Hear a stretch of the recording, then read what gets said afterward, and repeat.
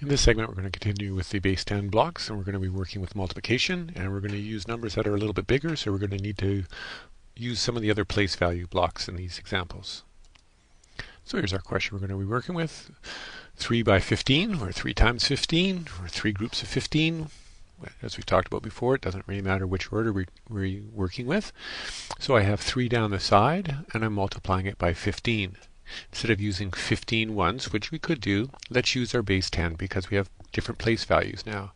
We have 1 in the tens column and 5 in the ones column, so we're going to use our 110 rod and our 5 ones. And we're going to continue to use our area model. So when we want to find the area of something, it's base times height, or height times width, length times width. So the height of this 1 cube on the left hand side is 1, and the width of the yellow is 10. So when I multiply those together, I'm going to get a 10. Again, on this one, it's 1 high by 10 across, so I'm going to use another 10. And for the third one, 1 high by 10 across, so I need an area of 10.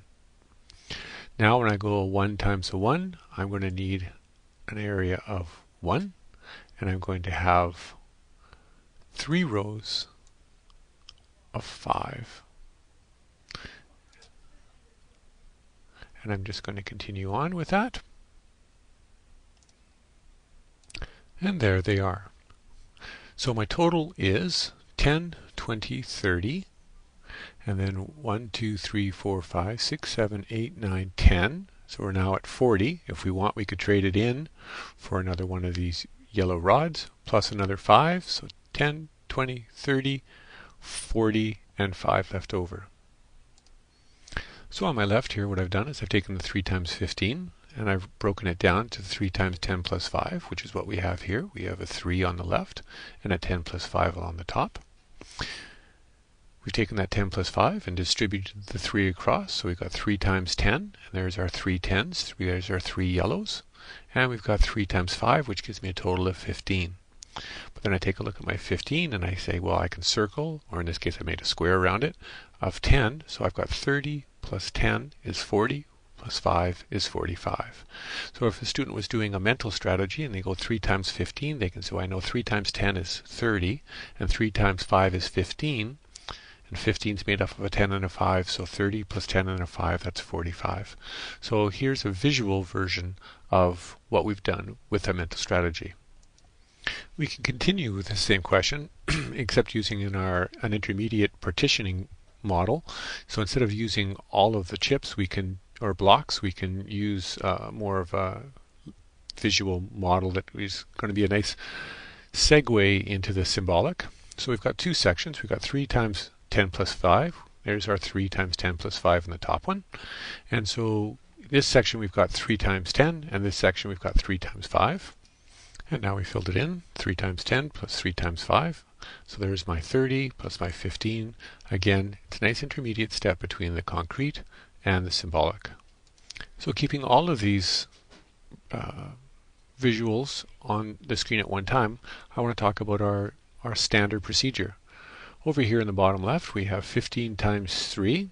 Normally we go 5 times 3 and get the answer of 15.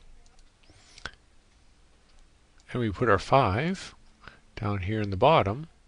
But instead of writing the 1 down there, we often tell our students, okay, we're going to take that 1 and we're going to hold it up here.